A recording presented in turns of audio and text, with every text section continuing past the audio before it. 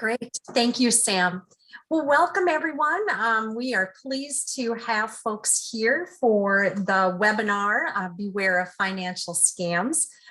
We will introduce ourselves in just a moment, but we're going to start out with a poll to get us started. We're curious why people are participating today. And so Anna is going to pull this poll up for us. And we ask that you indicate if you are participating for personal use, professional use, or both personal and professional use. Wait just a minute so folks have an opportunity to respond.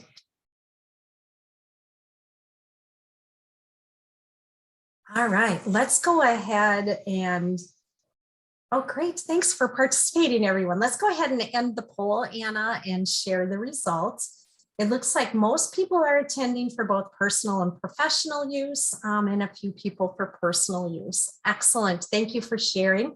We can put that poll away now. Perfect. Perfect.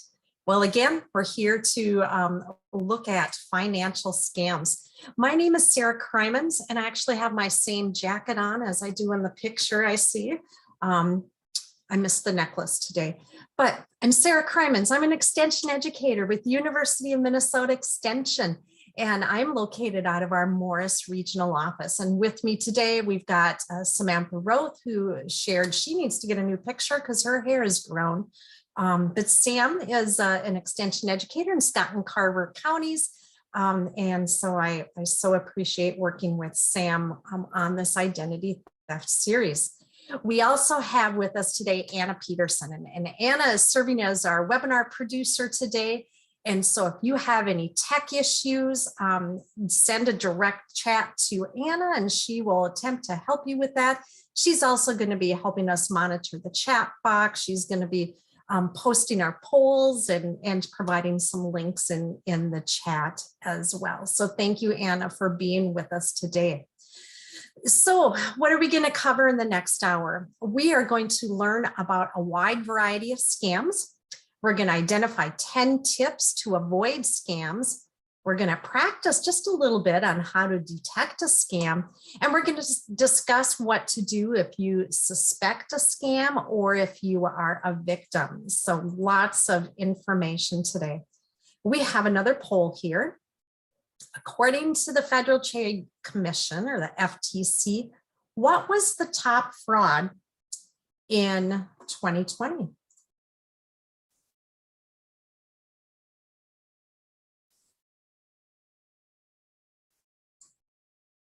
Go ahead and respond to that. All right, let's close the poll and see what the results are. And Sam, I think oh, there it is, perfect. Okay, people are guessing imposter scams and the prizes, sweepstakes, or lottery winners, and one vote there on the investor related. So the answer to that, we know 2020 has really been a tough year, and between the pandemic and the economic crisis, we've all had our hands full, and those scammers have been extremely busy as well. So the top fraud, with a drum roll here in 2020, was the imposter scams. And the scammers showed up wearing a lot of different hats, and we're going to be looking at all of those. But the FTC, the Federal Trade Commission, got nearly 500,000 reports of imposter scams, and people reported losing a lot of money to these scammers. So 1.2 billion. That's a lot of money, and that's a lot of people. So thanks for participating in that poll. Well, we are going to jump right in and take a look at what some of these scams look like. And so there have been some pandemic. Well, I'm going to, I feel like I missed one here. Okay, pandemic related scams. And so folks have been trying to take advantage of the pandemic and putting treatments out there and trying to scam folks. So they're asking that you purchase some treatments to help with those sorts of things, contact tracing and unemployment benefits. And we're going to look at each of those a little bit closer. All right, so the contact tracing scams. So we know that in the pandemic, the government does contact tracing. So if someone is diagnosed with COVID, then they want to track who have you interacted with. And so that is a legitimate thing. And those folks, those contact tracers are typically hired by our State Department of Public Health. And so they work with people on who have you interacted with, what are those people's names and numbers, and so they want to track that. But these contact tracers are using that information. And so the scammers are pretending to be contact tracers, and they're taking advantage of how that process works. And so they are perhaps texting you and asking you for that information. The legitimate contact tracers will text you, but they'll let you know that they'll be calling. They won't ask for that specific information in a text message. So really don't take that bait. If you get text messages like that, do not click on those items. Also, you can filter unwanted text messages and perhaps unwanted phone calls. So check out with your service provider how you might do those, so we can limit those messages that come in. There are also unemployment benefit scams. And if we think about the great unemployment benefits that have been available during COVID, that has motivated the scammers to try to take advantage of that. And so imposters are filing claims for unemployment benefits using the names and personal information of folks who have not filed claims. And so victims typically find out about that fraud when they get a notice from the state unemployment office or their employer about this application that has been submitted. And so those are the imposter filing scams. And so again, we suggest to folks to not respond to calls, emails, text messages that are asking you to wire money, send cash, or put money on gift cards. The state unemployment office is never going to ask you to do those things. Anyone who tells you to do that is a scammer. Every time that they're asking you to do that, it's going to be a scammer, not the legitimate office. Now, there's also the money mule scams. And the way that works is typically when someone files for unemployment, their hope is to get that money put into an account that they're managing. But sometimes that unemployment money gets put into the individual's account. And so the scammer then is going to call you or contact you, and they want, they're going to pretend to be the unemployment office, and they'll probably say something like, you received this benefit, you've been overpaid, or it was a mistake, you shouldn't have gotten it. We want you to send that over to this account. And so they're trying to get you to move that money to an account that they are organizing. And so that's the money mule scam related to unemployment benefits. Now, if you suspect that you are a victim to unemployment benefits scam, first and foremost, connect with your employer. Report that fraud to your employer, probably your HR department, your pay department. Of course, keep a written record of who you talked to, the date, what was the conversation about. Also report that fraud to the state unemployment benefits office. You could report that fraud online. An online report will definitely save you time, and it's easier for the agency. But again, keep any confirmation notices or copies of emails or case numbers that you might get.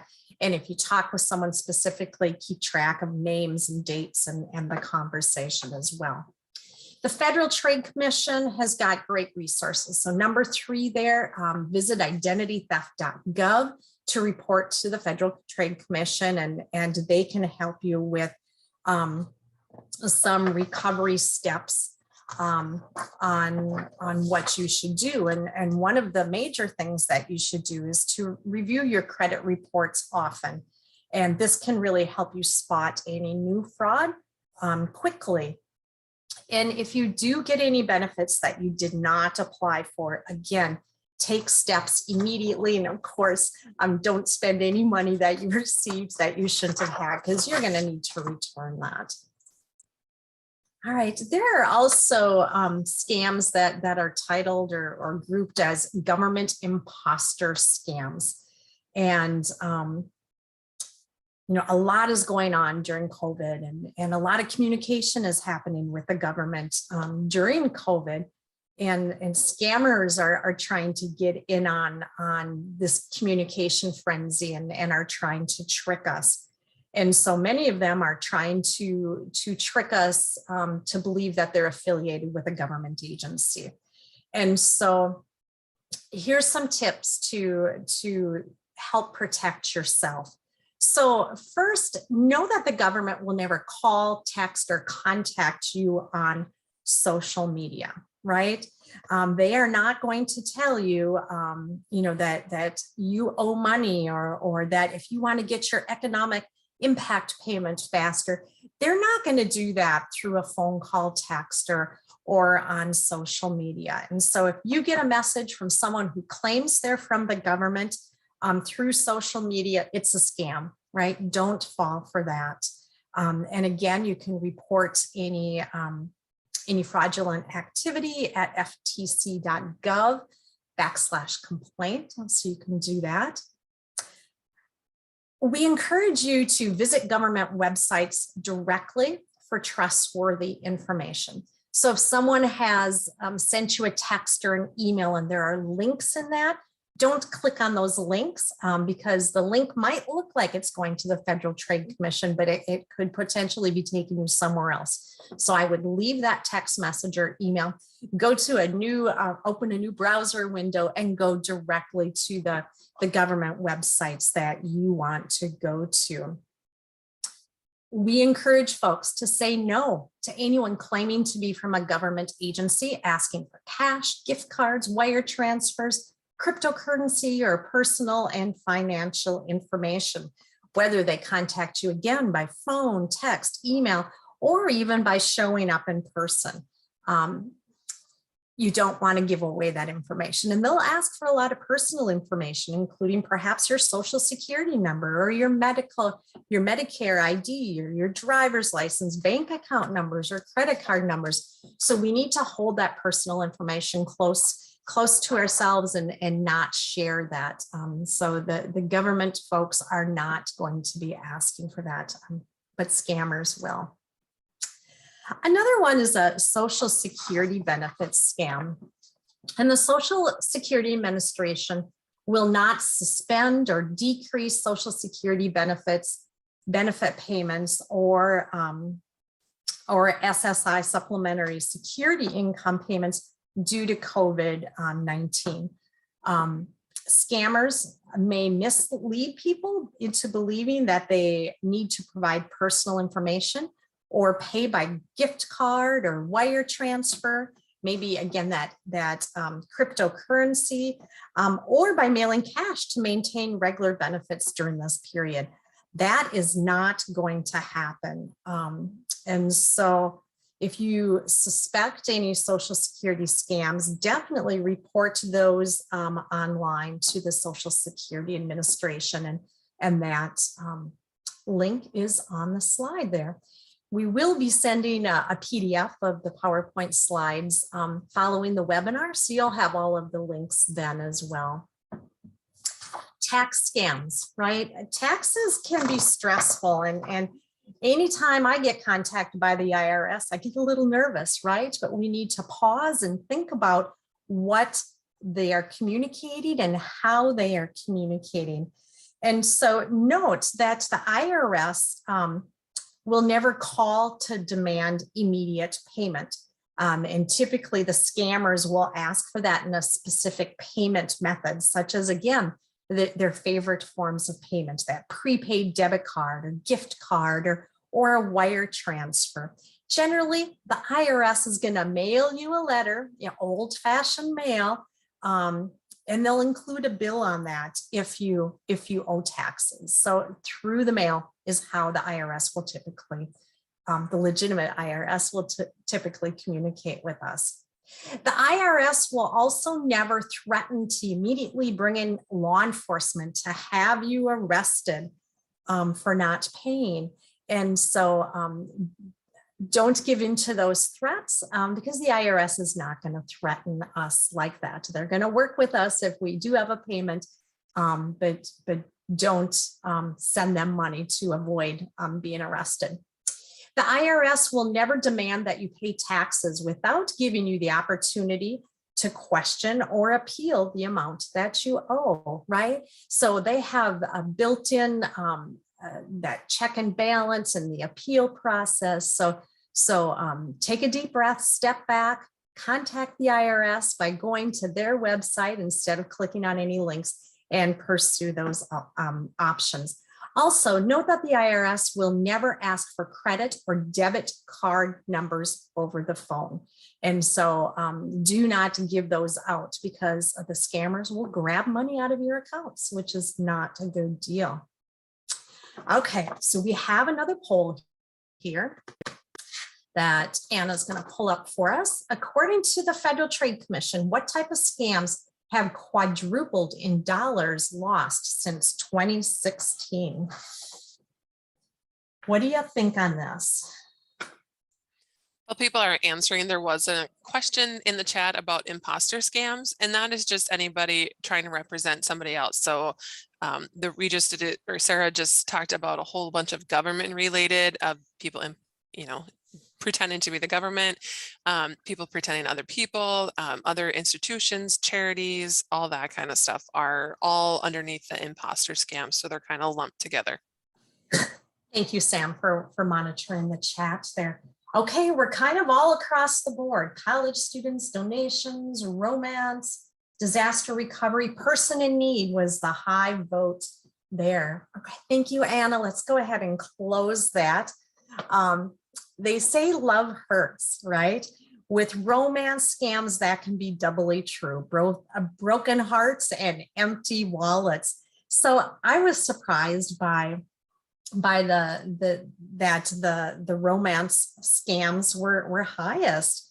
For 3 years running, people have reported losing more money on romance scams than on any other fraud type. In 2020, reported losses to romance scams reached a record $304 million. That's up 50% from 2019. So for an individual, that meant about an average of $2,500 per person, right? Some less, some more, but that is pretty amazing.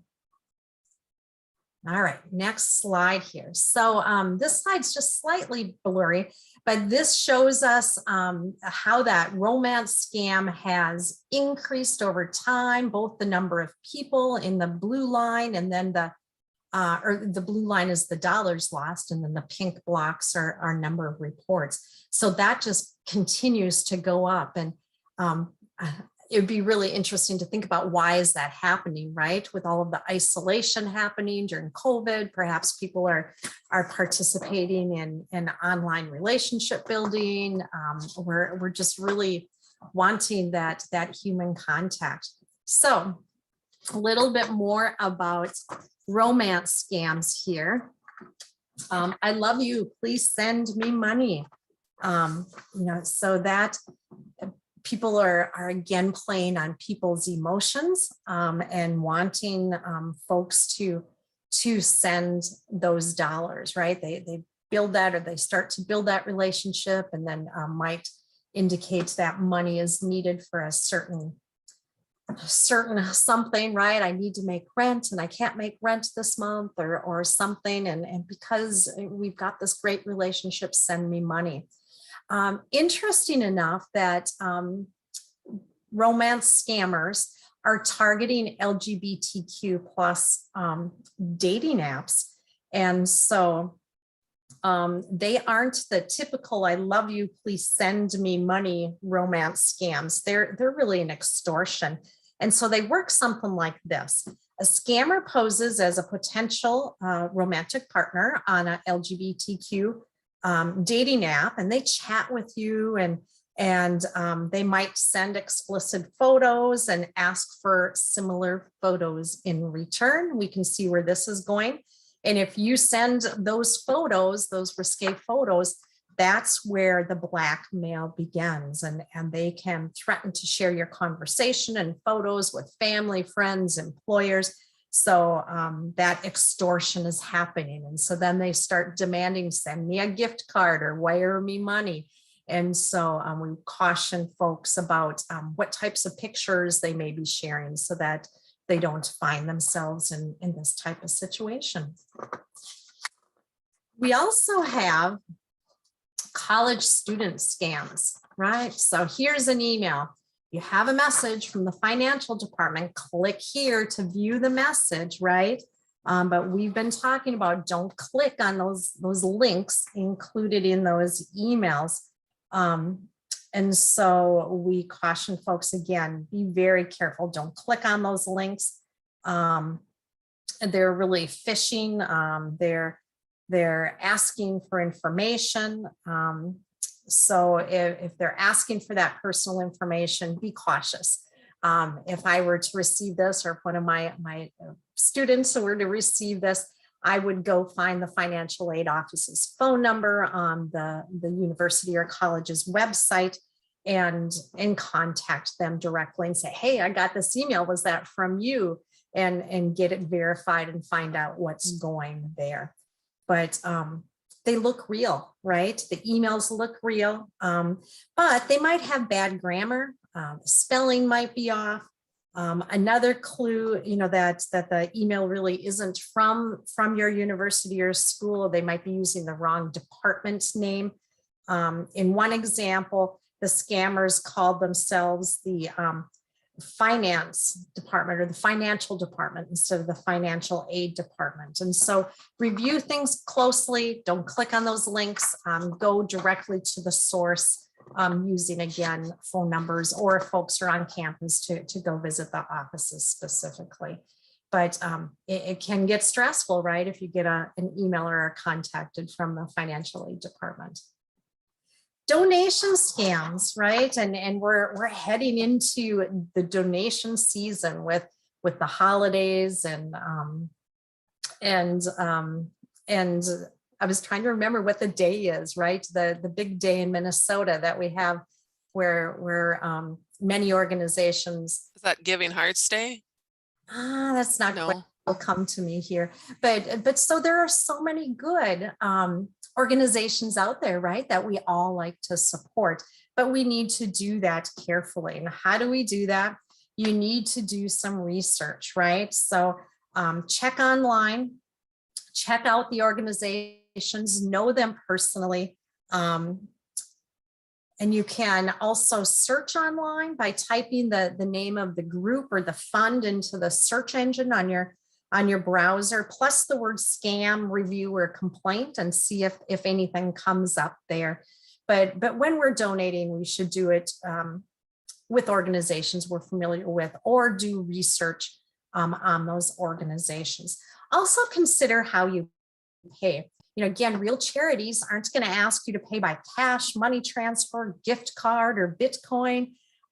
So those are the ways that scammers ask folks to pay. And so if you're seeing that, question that. Yeah, definitely question those types of payment methods. Research crowdsourcing or crowdfunding as well.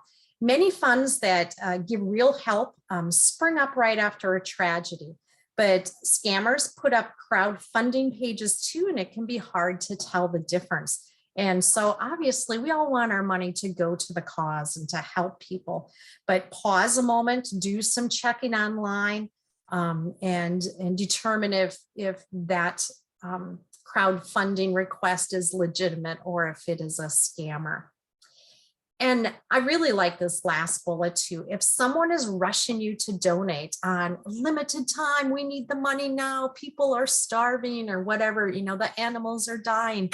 If they're really trying to rush you, that should be a signal or a sign to us that something's not right here. So slow down, question the request and do your research again. All right, person in need scams. I think that was on the poll, one that many people thought was one of the biggest pieces. And we all have family members and friends that if we were to get a call or be contacted by them, we would want to go above and beyond to help them. And so those scammers could be using the circumstances of coronavirus to pose as a grandchild, relative, or a friend who claims to be ill, stranded in another state or foreign country, or in some type of country and are asking to send money. And again, they may ask you to send cash or wire money or buy gift cards and send those. And the scammers often beg you to keep it a secret. So it might be a grandchild, someone posing as a grandchild calling the grandparents, and the grandchild might say, don't tell my parents, they don't know that I did this little trip over spring break and that now I'm stranded in whatever country. But and they'll encourage you to act fast, right? Again, just, they try to force us into action, but we want folks to not panic, take a deep breath, get the facts. And you could ask them, give me the phone number of where you're at and I'll give you a call back. And then I would call my grandchild and find out, did you just really call me? Right? So verify the facts before you send money. Yep. So that's a big one. Disaster recovery scams as well. That's one of those times where a disaster happens, flooding, tornado, whatever the disaster is, right? Then there are some immediate needs, and it might be a hurricane or wildfires. But again, we should be skeptical of anyone promising, immediate cleanup and debris removal. So they might be charging horrendous amounts of money. Check out people very carefully in that related to the cleanup and repair scams. And again, never pay by wire transfers, gift cards, or in cash. I feel like a broken record. I've been saying that on every slide here, but that is definitely a theme and a trend. Those scammers want you to get them money and get it quickly. And these are the payment methods that they want. When we're looking at spotting imposters, again, guard your personal information. Only scammers will say that they are an official and then demand money on your credit card, bank account, or they want your social security number. So don't give out that information. FEMA is not going to charge an application fee. So let's say my community was hit by a tornado and someone contacts me and they say they're from FEMA and I need to pay an application fee in order to get my application in. They're not going to do that. So again, question things and don't be so trustworthy. And that's hard, right? If we're impacted by a disaster, we are stressed and there's a lot going on, but we need to really question. Also, spot rental listing scams.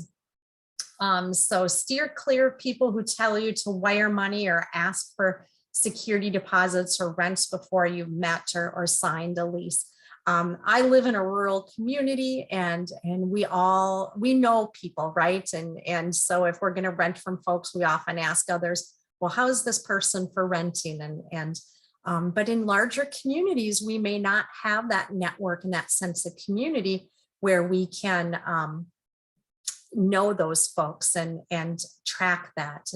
And so be very careful about how money is paid and make sure that those landlords are legit and that they are really who they say they are. One of my favorite podcasts is The Moth and is storytelling. And just over the weekend, I was listening to one and it was someone who was in that situation, and they paid a lot of money for first and last month's rent and a security deposit, and the person was a scammer. They did live in New York City, so hopefully we're not experiencing that in our rural areas here. Another one that I haven't thought about for quite a while is a chain letter scams. There might be a circle game, or join a blessing loom, or jump on a money board. These are some of the names for online scams that's making the rounds at a time when millions of people are out of work and scraping for cash. And it promises big returns for a modest investment. But we suggest folks not fall for that. You're virtually guaranteed to lose your money.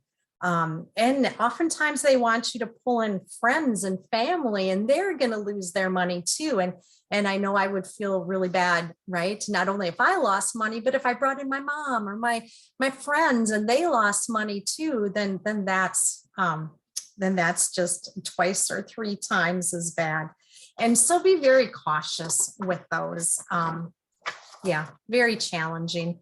And again, I think with the social distancing during COVID, and we're out and about a bit now, but people are really wanting connections with others, but this is not a way to get that. Furry friend scams, right? I'm a cat person and a dog person, and we want animals to be safe and to be fed, and so we may be really receptive to scams in this area. But if you are looking for a new pet, we encourage folks to work with a reputable local animal shelter or rescue league. Avoid things online, again, that might be a scammer, someone from a distance. So check that out. Do your homework when buying a pet as well. Research prices for the breed you're interested in buying. If someone's advertising a purebred dog for free or at a deeply discounted price, that might be a scam. So there might be something going on there. Search online for animals' images. Scammers often use the same photo again and again. And if the image of this cute pup that they're trying to get you to buy, or that adorable kitten, shows up on multiple sites, chances are it's a scam. And our last suggestion here is to don't pay with a gift card or wire money, right? So again, those are scammers' preferred payment methods. So if that's what they're asking for, that should trigger that caution sign in our heads to really question things. I love the holidays. I love Christmas lights. The Better Business Bureau has a scam tracker. There we go. And they have received complaints about false advertisements and phony promises for holiday decor.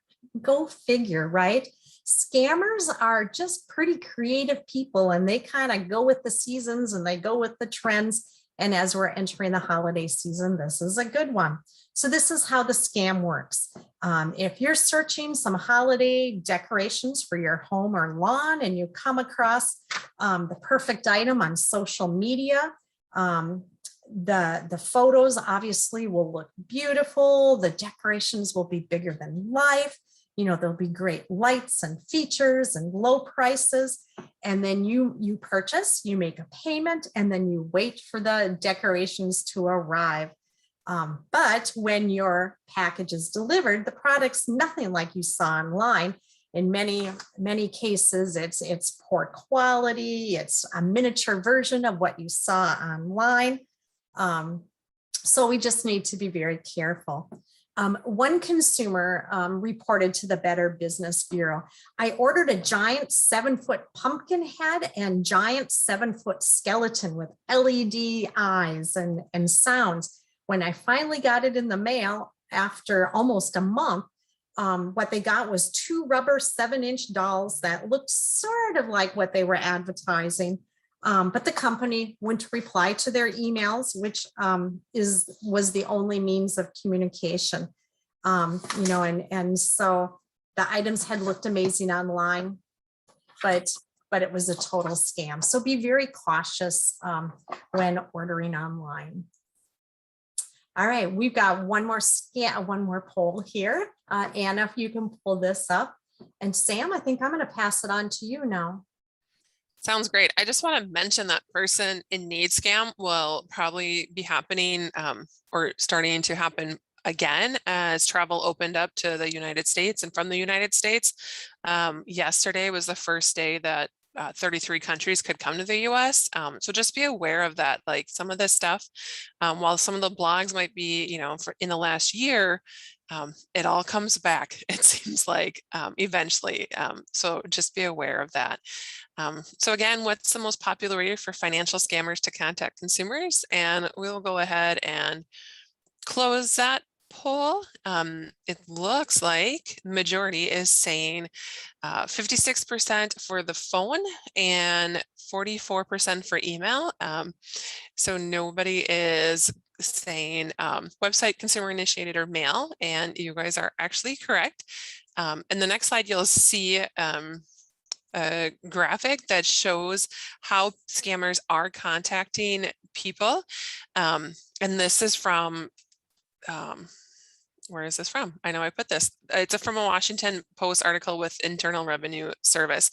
So phone is really happening. And they're doing a new one that's called neighborhood spoofing. And that's actually when you believe that somebody is answering your call from an actual phone number that is local. My parents have definitely noticed an uptick of this, and they have figured out that if it's, you know, the state code, their prefix, and then if the next number is not a 1 or a 2, it's this neighborhood spoofing, because everybody in that zip code has a 1 or 2 number that starts. So if it's a 3 through 9, they know it's a scammer.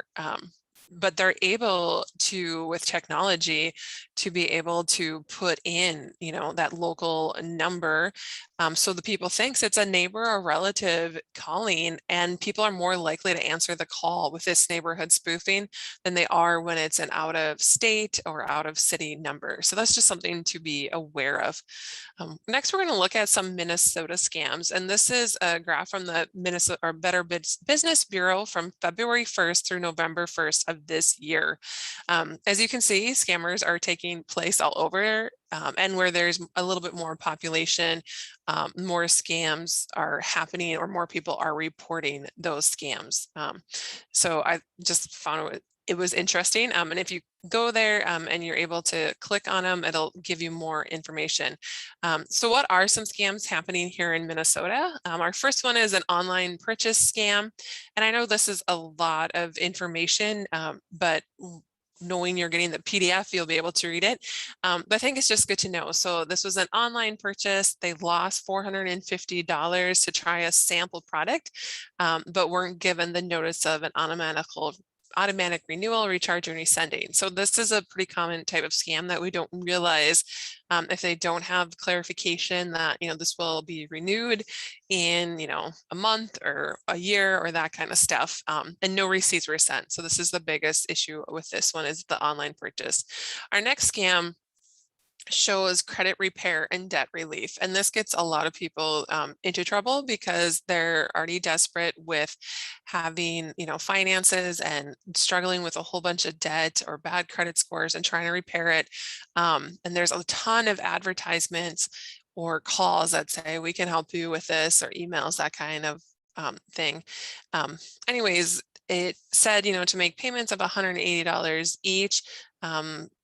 There was a form to verify enrollment in the student loan forgiveness program. And actually the scammer wasn't the original one who contacted me. So this person had been contacted at least twice, if not more, about this scam to be able to reduce or cancel their student debt. And that happened just recently. And right now, anybody who has a federal student debt or through the federal loan program is having their loans are in deferment. And that comes out, I believe, in February of next year. All right, the third scam we're going to look at is a utility scam, and they're acting as Excel Energy. Thankfully, this person didn't lose any money because they were suspicious, but the scam did say that they were going to shut off my power if I don't pay them. And typically, with utility companies and that kind of stuff, they will have tried to contact you via your email, via, going in on your Excel account and looking at if there's any notices. They would probably send a mail letter. So this, would be probably the last place or way to call them. And then the last scam that's kind of happened here in Minnesota that we're highlighting is just, I love this title, worthless problem solving service scam. And so, they're acting as Google Maps. So they're taking a very well-known company and name and trying to use that. This person did not lose money, but they said that they had an inaccurate listing on Google. And then this person had claimed their business Google listing many years ago. They knew that you could do it for free and that Google does not charge you.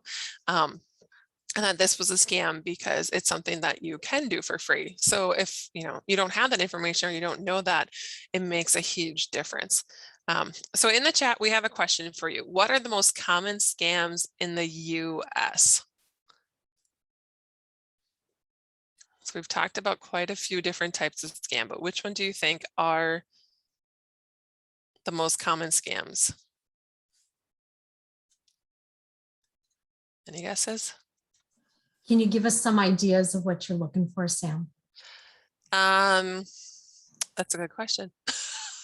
Of how, well, we'll just show them the answer because Okay. I can't give you.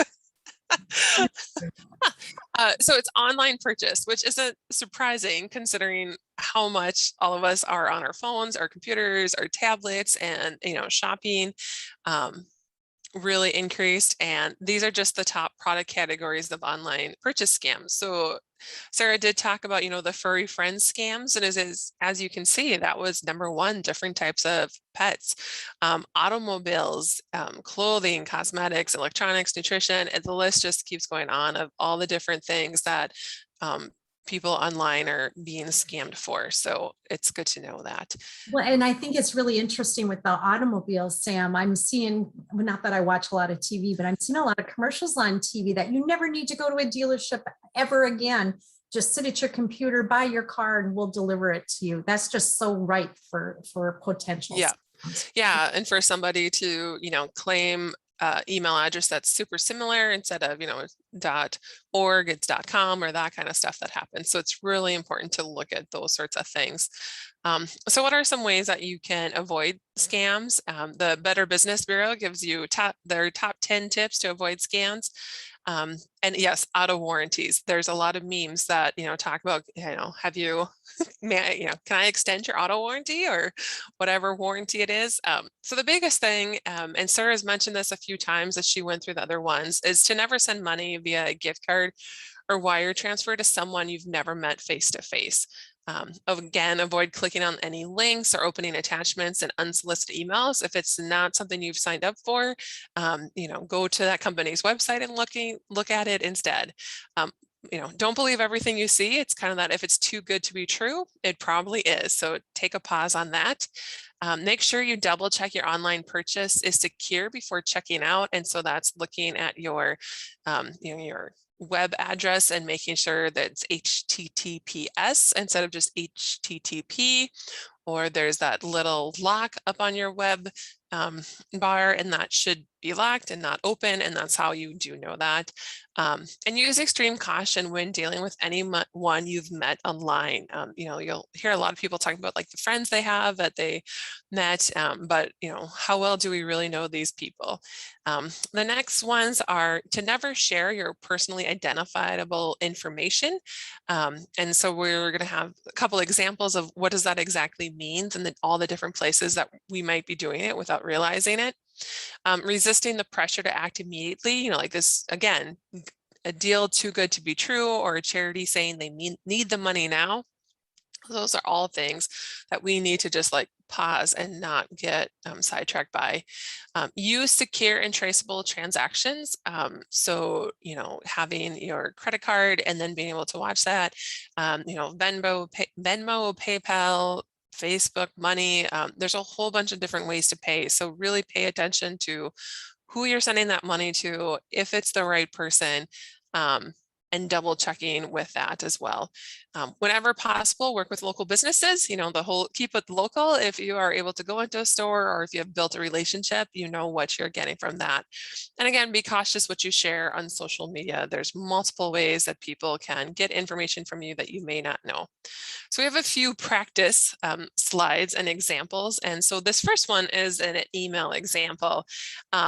And obviously this came to my work account, but I've also gotten, email messages into my personal that were spam, and just a few things. Like this one is so obvious, I think, but maybe not for everybody. So it says, "Dear Sir, Madam." It's not "Dear Sir" or "Madam."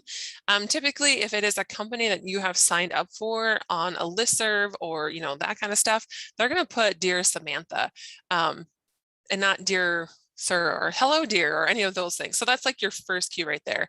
As you can tell, like the Gmail address, that looks legit, but it's also a really weird one. It doesn't tell you what the company is. We LLC, a whole bunch of things. Doesn't really make any sense. I don't buy petroleum products. So obviously that's something that's a red flag, because it's a little bit out there.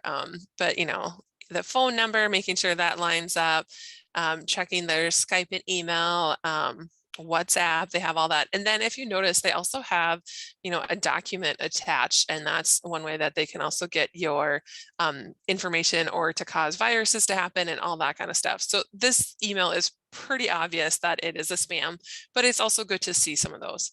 Our next one is something that came into my personal email box, and it's from Ruland's Strudel House. And this one is actually not spam. I did sign up. I had purchased their product, and they're delicious, a couple of months ago, but I got this and I had to look at it a few times and be like, wait a minute. So actually remember then that I did, but this one, if I couldn't remember signing up for it, I would definitely think was spam, just because the type font that they chose, there's that click for the strudelhouse.com as well online, and it just doesn't look very I guess professional, or something that you would be like, oh yeah, this is totally something legit. So this one is legit, but also questionable looking. The next one, we talked a lot about the charity scams and that kind of stuff. And so, like this one is, which veterans group would you donate to? They all look like great causes. However, like exactly what does that mean? And, if you click Sarah again, you'll actually find out that they have all been sued for lying to donors. So don't depend on the name, as Sarah said, do your research. Sarah's from a military family, and did you know that these were all scammers?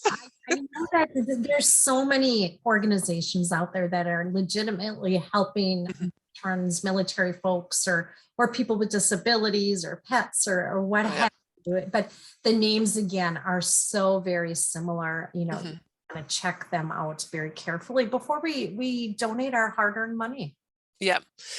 And in your mail today, in my mail today, is coming a postcard that is talking from, I don't remember if it was the IRS or FTC or who, or the Postal Service, about veterans, with it being Veterans Day on Thursday, being really targeted, or trying to get money from that. And Debbie just said disabled American vets is a real group. And so it could be that, and so like it could be Disabled American Vets of Minnesota is real, but the fact that they added Disabled American Vets, but and you can see this says American Disabled Veterans. So they just switch the names around to make it feel like it's a local organization or a legitimate organization. So it's always important, again, to do your research and to find out. Our next examples are from social media. These are ones that I took off of either my mom was tagged in the first one, the second one is from a friend of mine. But this one, the first one on the left side, is pretty obvious. well, especially if you know my cousin, this is not something that she would ever share. They usually tag people. So more than likely her account was, borrowed or stolen from somebody. There's links to click on that, make you a little nervous about it. And then on this one here, it's one of these like my quarantine crew. So you're supposed to answer all of these questions. Anytime there's this where you're supposed to tag people in, it's kind of fishing for information, as well as to copy and paste or to share, all those sorts of things. This used to happen a lot with, chain letters. Then it became chain emails, even sharing recipes and then sending it to the next one. All of those things are potentials to give away information that there is that should, proceed with caution on this one. All right. So we have a few questions in here. And so we're going to put up a poll. So what should you do if you think you are being scammed? The first question is, some professional organizations encourage use of social media. How can I know if they are sharing my info? And so that should be something that there is a disclaimer from that organization given, or asking exactly why this information is wanting to be shared. What does that look like? And what you are comfortable with as well. Yep, and Debbie also pointed out that the Disabled American Veterans is a real group, but that the order of the words was reversed, which we talked about as well. All right, so we have a few people answering on our poll. So what do you think are ways to do if you think, are you being scammed? Should you tell somebody? Should you report it? Should you delete the email, text, and forget about it? Trust your gut, say no, or I'm not ready to make a decision. All right, and looks like people are selecting them all. And, all of them work. I would say that delete the email, text, and forget about it is probably the one that we don't want to do, because it's not going to, we're protecting ourselves, but how can we protect others? So what do you do if something happens? So again, I think I've said it a few times. On the next slide, you'll see, trust your gut. If it doesn't feel right, take the time, pause, tell someone. Sometimes talking about, does this seem legitimate, or have you heard about this, or those sorts of things is important to do too. You can always report to the Better Business Bureau as well as the FTC. Both of those organizations are working to make it harder for scammers and identity thieves to do their activity. But if nobody's reporting them, they're not sure where to focus their energy on. What else can you do? You can also report to your state attorney general, especially if it's more state specific. If you're not in Minnesota, we'll also include the other states that it can be reported to. It's important to review your credit report. Annualcreditreport.com is the only website you can get your credit reports for free. You currently can get them every week from each of the 3 reporting agencies due to COVID-19 through, I believe, April of 2022, if I remember correctly. And just review that and check to make sure that nothing has been stolen or nobody's using your information or doing reports on other things. And you can also register your phone number on the National Do Not Call Registry, which is the www.donotcall.gov. And that should help you to be able to get less calls, spam calls, and that kind of stuff. However, they're always finding ways to circumvent that do not call registry illegally. And so it's important to know that it does work in some regards, but it also can be frustrating because people will still call you. So it's important to stay informed. The FTC does do consumer alerts, and this one actually just came through my professional email. I do sign up for the FTC consumer alerts, and it's talking about, fraudulent student loan debt relief from a company, and it's ordered to surrender $500,000.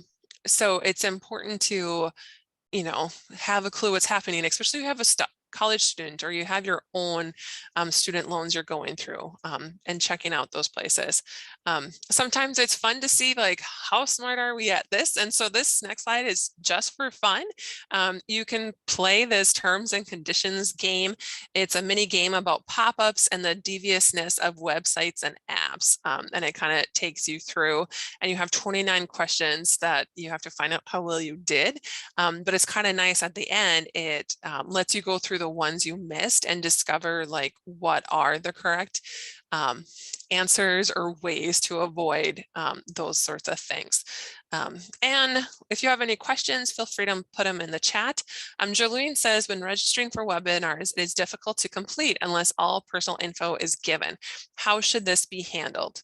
And that is a great question. So think of where the source is from the webinars and why are they asking these questions. Sarah and I obviously work with the University of Minnesota Extension, and we have to, have dollars come in from the federal government and state government and myself, county government. So for us, that information is used for those, reporting purposes, just so we know the number and where people are coming from. But if it was, in organizations you've never heard about, it might be good to go to their website, especially if it was a forwarded email or something on social media, to see exactly what this is and what is required. I mean, I know we require, I think, first and last name, and we require zip code, and then other information may be optional as well, and ask what that information is being used for. And it may be enough that you don't want to sign up for that webinar as well. Sam, there was another question. Some professional organizations encourage use of social media. How can I know if they're sharing my information? So that's something to ask that organization directly, and exactly what you do or they do or do not do with that information. Also, a lot of times on the website, there should be a statement about how a privacy statement. And so if you're on a website that doesn't have a privacy statement, especially if it's targeting anybody under the age of 18, so children and youth, you should be very cautious and probably never use that website again. Is the easy answer. But that is, you'd have to check with every professional organization. There's not a blanket statement to be given. If you do need a certificate of participation, we do have a webinar evaluation link that will, you'll be able to request that certificate. We do ask you to complete a short evaluation. It just helps us to understand what was beneficial or not. And we'll share the follow-up email with the PDF and the links, but also in a few months, you will get a follow-up email to share how you've used information and resources, as well as the video, Links to the video. the recording. There we go. That's what I'm trying to go with. We do have some more upcoming webinars happening. We have a few that are being offered in Spanish still, as well as supporting needs, the families and communities, and a few of making sense of it all. So, and we have one more left, once for dinner. This How to Avoid Scams will be offered in Spanish on December 2nd, and our Minnesota communities and you have some really interesting ones. I think I'm looking forward to all of them coming up. So please feel free to register for all of those. And we always encourage you to engage with us and connect with us to keep up. More webinars will be offered in 2022, as well as other resources from the University of Minnesota Extension Family Development Center. Great. We will be sure to include a flyer with those webinars in the follow-up email as well, so you can take a look at those, and please complete the evaluation. Give us ideas. As Sam indicated, we are in the planning process for 2022, and so we welcome any ideas on topics you would like to learn more about. So thank you. And we can stop the recording, and Sarah and I will hang out and answer any other questions or comments that you may have.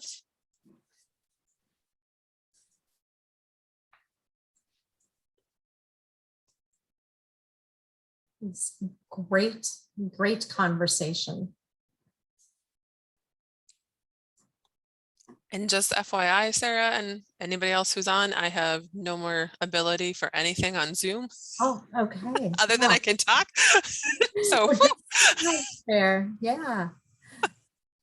Oh, I see Glenise left. Glenise was having trouble getting in or getting the link, but she showed up. So I'm glad that worked for her. Yeah, but she's still there. I see her. I'm still here and thank you for the last minute. Yeah. I don't know. It turns out that I got officially registered for about 4 of them that I did sign up all at different times at the beginning. But this one and one other one, I never got the confirmation. So Yeah. I That don't is know Wow. what happened, but in all cases, you've been very helpful.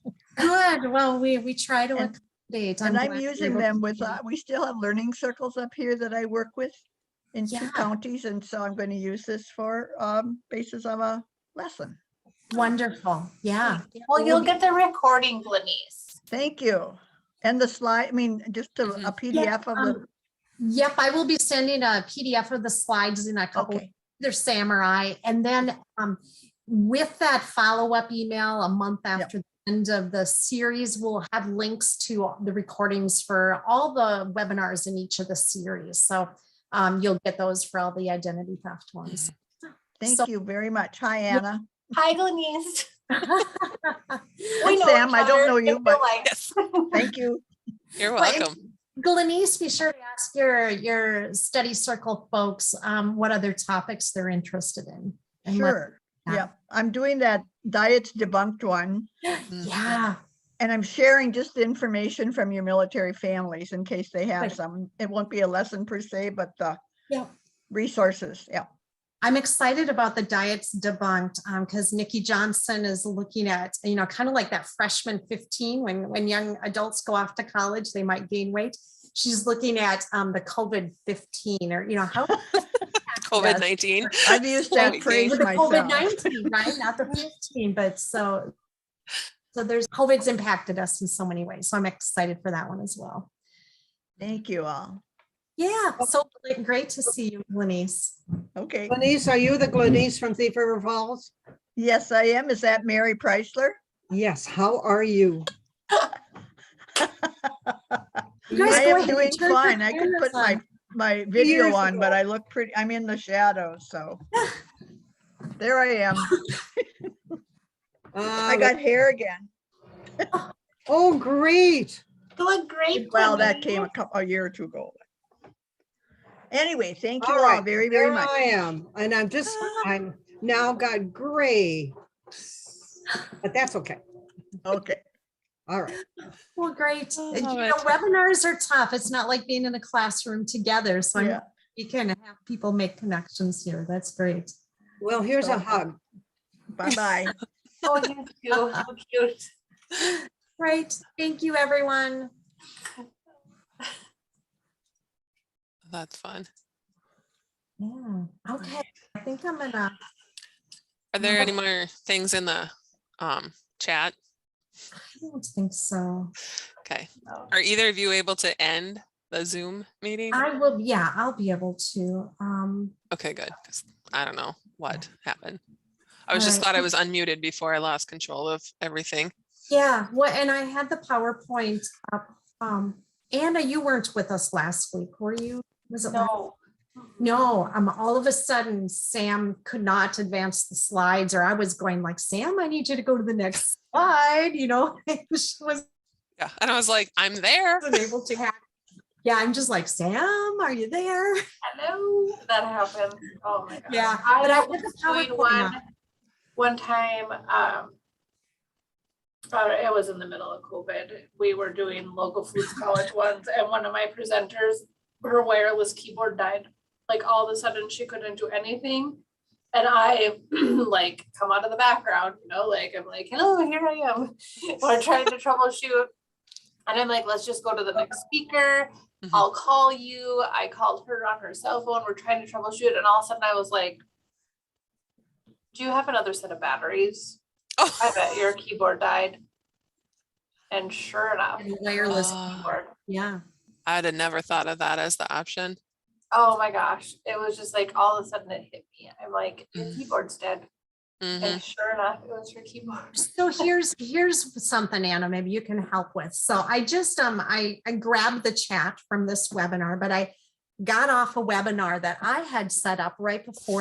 It would not let me save the chat. Now I know the chat's going to be in with the reports, but that chat option wasn't there. And I went into my settings and I changed a few things. So I'll have to see if that makes a difference. But that happened on one other one that I had set up. And I've always been able to do my chats. And you were the one who set the meeting up? Yeah, yeah. And I haven't, you know. That's weird. It usually like emails mine to me, like right after the meeting, I usually get it emailed to me. Yeah. Mhm. I'll have to look and see. But I found on the chat, you know, like when I save it from the chat box, it gives you all the chat from the beginning. The one that's in the report folder is only from when the recording started. Oh, Cuts off, at least that's I'm what paying attention to that. on. I would have to test that again, but it would take away all of that, well, we didn't get a lot of conversation in the beginning on our No, we didn't. Mhm. Really. that was missing, but I don't know. I need to look at my settings again. Right. Well, Sam, thanks for putting this together. And I loved your example, you know, personal examples from your mom and your friend. And it's like, this is happening to people just like, Oh my gosh. Mhm. My grandma's an absolute disaster when it comes to this. and your grandma's probably if your grandpa has passed, she's probably Right. That's just it. He's gone. She's 93. Mm. She's just an absolute disaster when it comes to this. And Publishers Clearinghouse, she's their dream. She fills out all of their stuff. She sends all of that little paperwork in. So Yeah. then they're on her. Oh, she is just an Mhm. absolute disaster. Yeah. She does Sam- everything on her computer. Her computer is full of viruses because she, Mm. you know, clicking on plays all everything. those internet games. So then she gives them her information. Oh, Mhm. she's a disaster. Well, and there was the one person in the chat who did share that her credit cards often have charges that aren't hers. And I'm like, oh my gosh, it's obviously something like you are consistently doing. Doing something. Yeah, to have that happen. I mean, I've had it happen once in my lifetime. Right. So here's a confession, right? My husband and I sat down, we were doing bills the other night, and there was a charge on our credit card for Amazon Prime. And I could tell we share a credit card, but Mhm. the numbers are slightly different. And it was his. And he said, I did not register for Amazon Prime. And so we called, and here we obviously hadn't caught that on our credit or on our credit card bill for like several months, right? And then Mhm. oh, but you also subscribed. So I had also subscribed and supposedly paid like $199 back in March for Amazon Prime. And I'm like, holy crap, I did not do that. And so Right. obviously we're not looking at our credit card statements close enough, but it was like Mhm. added up what we had spent, and we got several months of his refunded. But I just almost started crying. It's like, really? I was ordering both of us were probably ordering something and clicked on the wrong thing, and all of a sudden they're Mhm. charging us. Right.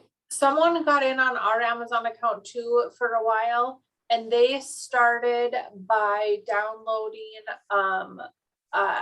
apps.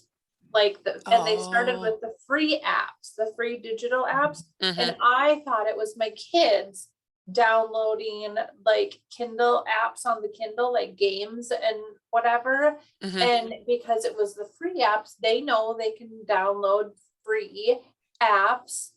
And so I didn't think anything of it because they know that they can download things as long as it's free and they know the rules. And then Mhm. all of a sudden it was like some ridiculous, like killing, fighting, whatever Mm. game. And I was like, who downloaded this? And they were like, not me, not me, not me. And I was like, okay, everybody hand over their devices, like you're done because somebody did this and somebody's lying. And I'm like, but you guys, like you're downloaded this, like you guys are downloading stuff. I know you are. I see it. And they're like, Mhm. that's not us. And I was like, oh shoot. Yeah. And so that they had like gotten into our account by doing that. And I was like, oh, this is sneaky. Mm-hmm. Right? Well, and order something, change the like the shipping address, but keep the billing Mhm. address. They can use all your information there. So Right. yeah. Yeah. And I hadn't, I just thought it was the kids. Mm-hmm. So Sam, you're going to upload the recording, the registration and participant list. Do you want me to, if you do all that, I can do the follow-up email? Yep, that works for me. Okay, I'll just do the PDF and the evaluation link. I'll do the flyer again for the remaining webinars. Is there Yep. anything else? They should be able to grab the links out of the PDF, right? Yeah, they should be able to. mhm. Okay. So, All Yeah, right, those I'll are get that the done PDFs. today or tomorrow. okay, sounds good. All right, cool. Thanks, guys. All Have a right, good yep. afternoon. Yep, you too. Thank you. All right, bye. Bye. See you guys later. And Sarah, you're gonna end it, right? Yeah, I think when we all get out of it here. I can't get out of it. I just need Oh, you you to do it. can't. I need to end it for you. Okay. Yeah, end meeting for all, please. Well, let me see here. Or else I have to turn off my whole computer Yeah, again. no, you don't want to do that. I am, let me see. I'm not sharing anymore, or am I? Well, according to my screen, you Stop still are sharing. So Yeah, okay, yep. Oh, I can just leave. It doesn't say I can end it. Can you make me the host? no, because I can't do anything. Okay. Oh, that is really weird. It's fun. Let me see Oh, here. I found a way. I think I got it. Okay, I'm gonna try it. Bye.